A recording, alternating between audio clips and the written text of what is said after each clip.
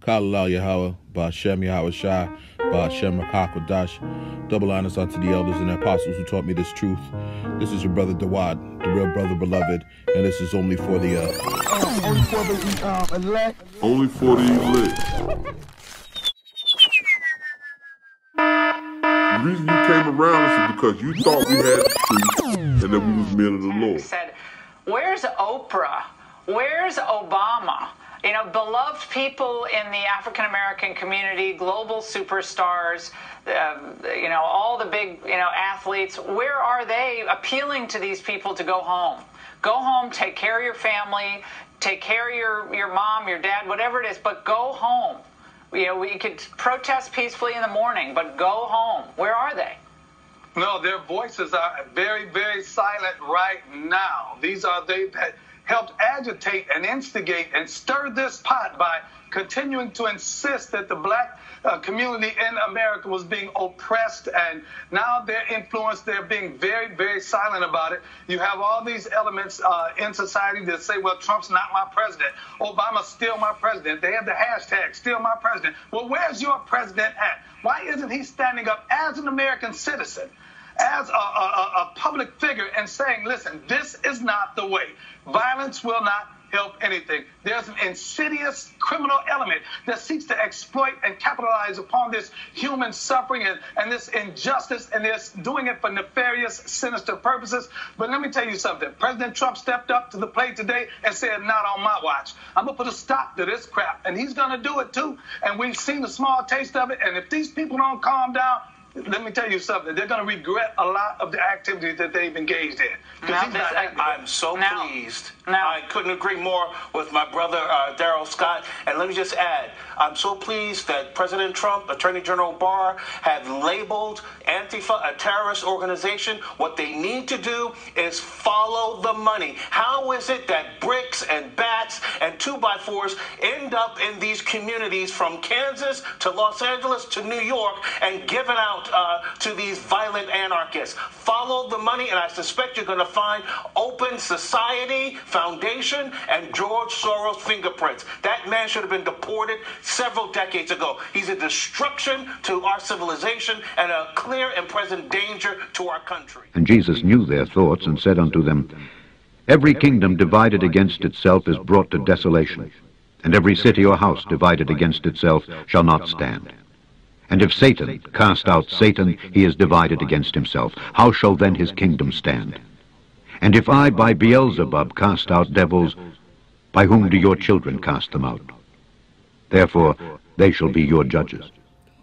Shalom, Yasharala. Sorry it took so long. Now, where were we? What more can I say? This is that same left-wing, right-wing dichotomy I've spoken of in past videos, playing out in real time, except we know that there really are no separate entities. Pay no attention to the smokes and mirrors, ladies and gents. This two-pronged system is one functioning unit, and no matter who wins or loses, it eventually will all come tumbling down.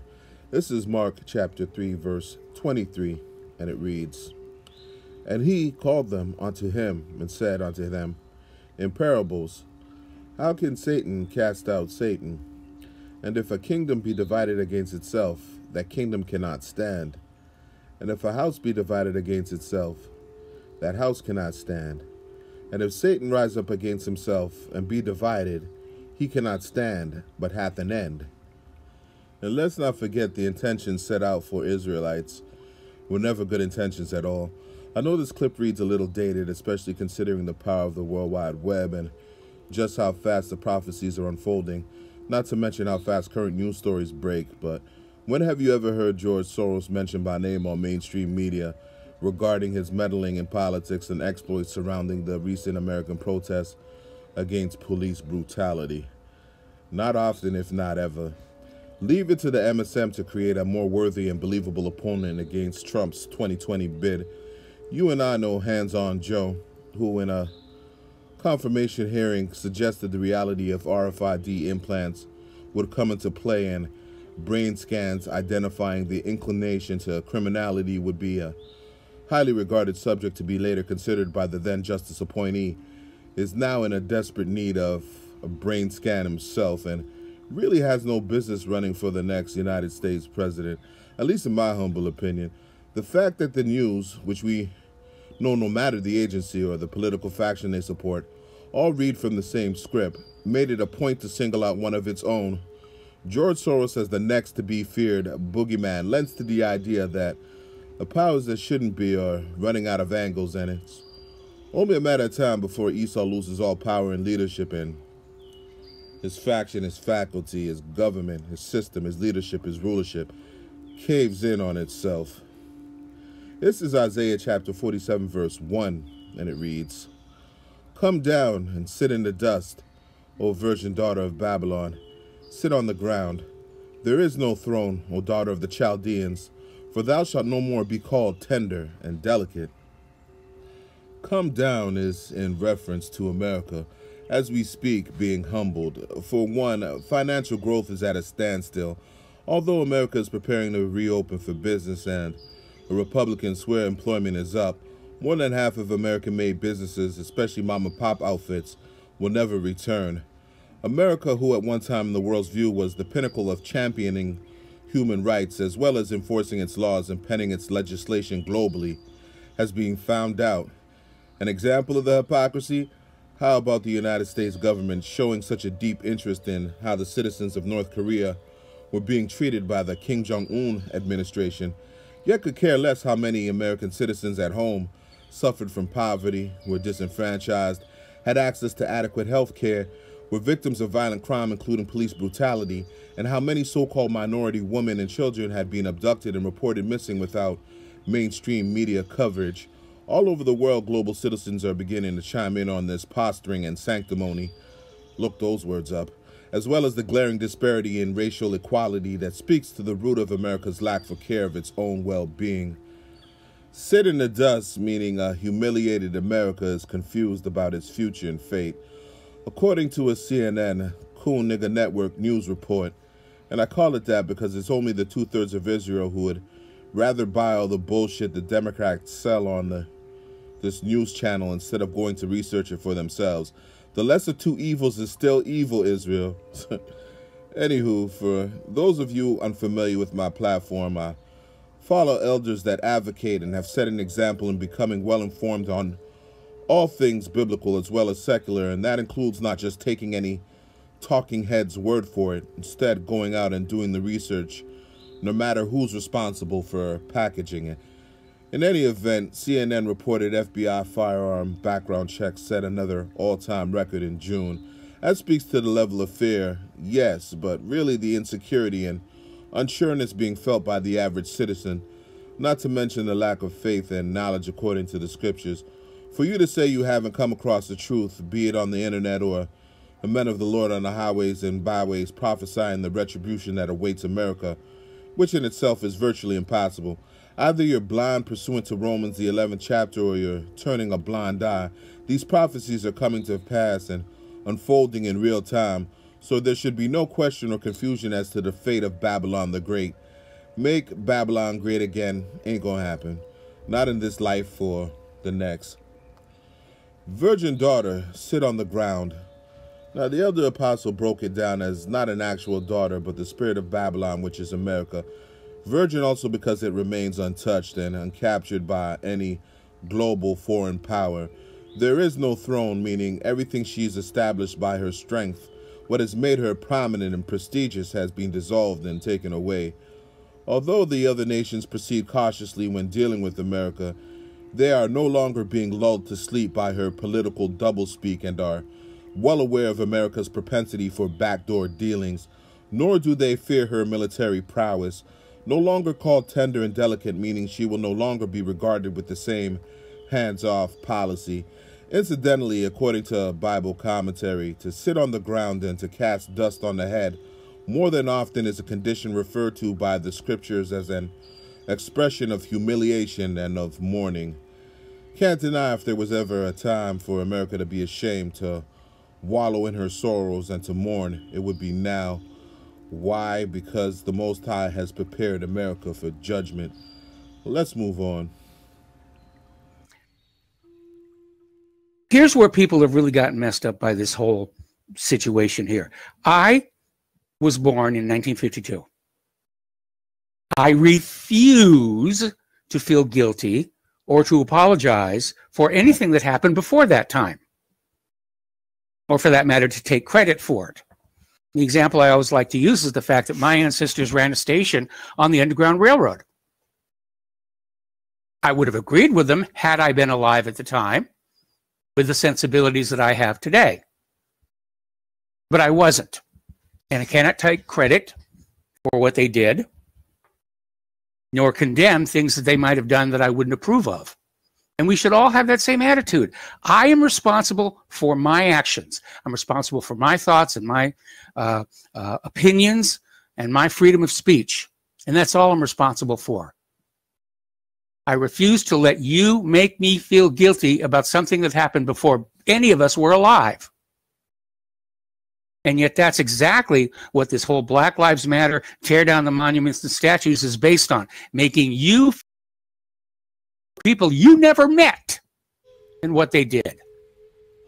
For those not in the loop, that was Michael Rivera of the What Really Happened show on RBN, the Republic Broadcasting Network, and narrator of the All Wars or Bankers Wars documentary. For those of you who haven't seen it, you can find it on my website or YouTube. It's still in rotation, high rotation, and should be for those not in tune. Now, I'm an avid listener of his show on RBN, and despite the fact he is an admitted atheist, my problem isn't his unbelief necessarily. I was open to Yahweh or not, it is the very sentiment he shared in this clip. And to be honest, his attitude of late I have had a problem with and called him out on before, specifically regarding his take on slavery and reporting regarding the latest show of police brutality being acted out on so-called blacks and browns. Kudos, Mike, for your position as far as the freeing of slaves, but that in itself is not enough. The emancipation of slaves was really just a transfer of one form of oppression to another anyways, and unfortunately for you, if you are an Edomite, Esau Edom will be judged as a nation. Now, how could somebody so knowledgeable be so fucking ignorant, pardon my Urdu, when it comes to systematic racism? More than once I've heard him speak on COINTELPRO and how it targeted the Black Panthers, who incidentally were infiltrated by the feds before their popularity fizzled out. But when it comes to seeing and hearing modernized forms of prejudice, racism 3.0, it's like he's gone tone deaf and legally blind regarding it being put to work against the so-called melanated people. More than once I've heard him express the same view he shared here on this clip. That and the fact he is oblivious to why the world is starting to show its distaste for Esau, having to suffer under the subjection of the so-called white man's rulership. Again, his naivety, for lack of a better terminology, is surprising and at the same time patronizing, particularly his take on Black Lives Matter and never once acknowledging the fact it uses the plight of so-called Negroes as a guise to further the alphabet people's agenda. By now, it should be common knowledge. You can't be that well-informed and at the same time that obtuse. As I said, he's not in the spirit, but it doesn't explain why he can't see that for a long time he, the country he professes to love, as well as every so-called red-blooded American who looks like him, has benefited tremendously from the enslavement of so-called peoples of color. Or maybe it does. At times I don't know if it's a willful ignorance. It's really hard to say. This is Sirach chapter 41 verse 7, and it reads, "The children will complain of an ungodly father, because they shall be reproached for his sake." And that's what you see happening now when the elite leadership, as well as the average Joe Schmo Edomite, is questioned regarding his or her stance on race, the racial divide and slavery. It wasn't me, it was our ancestors, and I myself have never owned a slave. My granddad did, but I love black people, and my uncle's second cousin is black, even though they benefited and up until today still live deliciously from its proceeds. This is Psalms chapter 17 verse 14, and it reads, "From men which are thy hand, O Lord, from men of the world which have their portion in this life, and whose belly thou fillest with thy hid treasure, they are full of children, and leave the rest of their substance to their babes." Now, proceeds of the transatlantic slave trade, broken treaties that led to the subjugation of native land and its resources, is the transitional wealth that has kept the international banking families and their kin, clans like the Rothschilds and the Rockefellers, rich and in power. To thoroughly grasp the idea here, you have to consider how hard it is to explain to an unbeliever about reincarnation, that the people of yesterday are their forefathers returned and are here amongst us today, doing the same wickedness they did in history past. How easy is it for an unbeliever to digest they must answer for their past deeds they are now trying to escape against the Most High, His Son, and the nation of Israel? I got some precepts. The first is Isaiah chapter 14, verse 21, and the first part reads, "Prepare slaughter for his children, for the iniquity of their fathers." Now, we know through study the scriptures tell us specifically in Ezekiel chapter 18, verse 20, "The soul that sinneth, it shall die. The son shall not bear the iniquity of the father, neither shall the father bear the iniquity of the son. The righteousness of the righteous shall be upon him, and the wickedness of the wicked shall be upon him." So the slaughter, meaning the retribution or punishment, is being prepared through reincarnation. Esau's present self will be recompensed for his past self's wickedness. Isaiah 14 and 21, the second part, "That they do not rise, nor possess the land, nor fill the face of the world with cities." And it speaks to Esau's raping, robbing, and pillaging of Israel and the other nation, again, land and natural resources. Verse 22, "For I will rise up against them, saith the Lord of hosts, and cut off from Babylon the name, and remnant, and son, and nephew, saith the Lord. I will also make it a possession for the bittern and pools of water, and I will sweep it with the besom of destruction, saith the Lord of hosts." The long and short of it being, Esau must be judged for his sins against Yahweh, his children, and all the nations of the earth. Never mind the earth he's polluted through greed and for material gain. Despite what Mr. Rivero says, the fact that you Edomites fail to acknowledge you were afforded certain civil liberties, not because your grandfathers fought in the civil and world wars, but because America was built by free labor on stolen land, by people who at least should receive remuneration and be indemnified, and they will, so saith the Lord. Because of your vocal insensitivity to our plight, you were complicit in lending to the divide that is responsible for angering the Lord and ergo bringing about Babylon's destruction. Good talk, Mike. Let's move on. Last clip. First of all, you want to really stop all this bullshiggity? Reparations. You owe it to us. You've owed it for hundreds of years now. My trouble is, so the injustice is done. The injustice is done, unfortunately, over a long period of time in many different ways.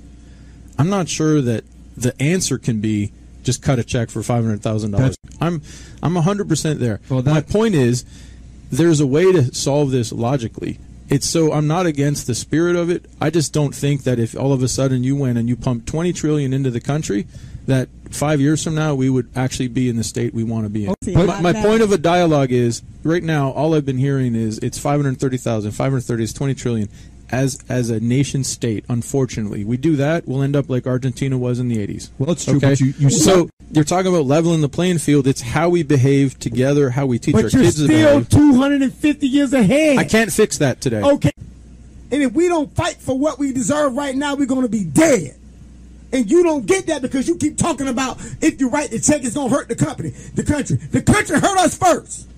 You destroyed my family. You killed me.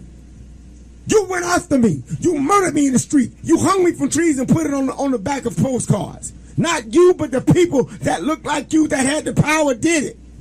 You burned down my communities. You infiltrated it with drugs, and then every single group that did something to empower us, you went in and destroyed it, but yet it still lives. You owe me, and it's not that I'm not angry. It's not that I'm just angry about one thing. I'm angry about everything. You still killing me in the streets, and you doing it on camera now. You killed Tamir Rice before the car stopped rolling. He was 12 years old, and nobody went to jail. You shot Mike Brown with his hands up. You choked Eric Garner to death. You killed Trayvon Martin. How many? You just killed the boy up in Georgia, and they didn't even want to go put them bastards in jail. Breonna Taylor. We just watched them come into a house and shoot a woman dead. What about the policeman that looked through the window and shot a woman in her own house? Dude, you keep telling me all this stuff about the finance. We got to get away from what they're doing to us, and we can't do it with the way you're talking. But what's going to end up happening is black folk, this anger that you see me speaking with, this passion, is what the whole country of black men are feeling. Because you're not going to keep killing us. And we keep standing around waiting for you to do what's right. This ain't nothing new. And you keep telling me about the finances. Dude, we don't give a fuck where you get them from. I don't care if you got to go sell pussy on the corner, but you owe me what you owe me. And that's the way we feel. And the problem is, everybody keep trying to be nice. Nonviolent shit got the people that was nonviolent killed violently. Y'all keep talking about Dr. King, you killed him. You shot him dead. You killed Medgar Evers. You really want me to keep going? I can go on and on and on. You've been killing us since forever. This ain't stopped, and it ain't gonna stop. And dude, the best place for us to be is away from a lot of this foolishness. But we can't. Oh, why we can't? Because you made it where we couldn't.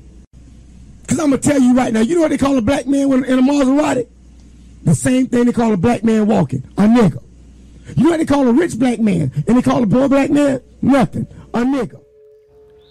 Again, speaking to the idea House Divided, this was an excerpt from the Valerie Denise Jones show with Judge Joe Brown and featured guests. What you just heard was a so-called black man fed up and weary, tired of the fuckery, pardon my Fulani, and although I share and understand his pain, I never for once believed there was any adequate amount of reparations that could be paid to the so-called Negroes and Native American Indians, nor any of those who've suffered by way of the American slave trade and indigenous American Holocaust.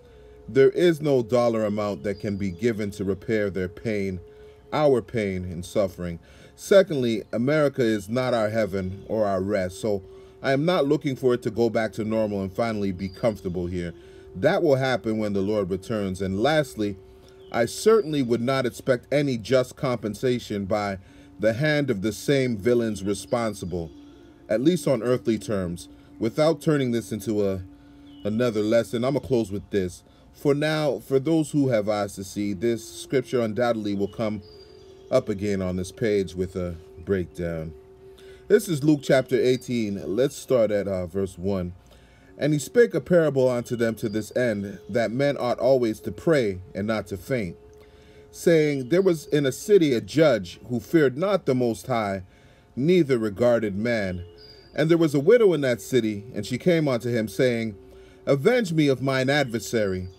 And he would not for a while, but afterward he said within himself, though I fear not the Most High, nor regard man, yet because this widow troubleth me, I will avenge her, lest by her continual coming she weary me. And the Lord said, hear what the unjust judge, devil Esau, saith. And shall not the heavenly Father avenge his own elect, which cry day and night unto him, though he bear long with them? Kal halal Yahweh B'Shem Yahushua B'Shem Rakakwadash. Through the power and spirit, I hope you are edified. Double honors unto the elders and apostles of Great Millstone who taught me this truth and rule well. Salutations to the hopeful elect. Shalom Yasharallah. Don't take that chip.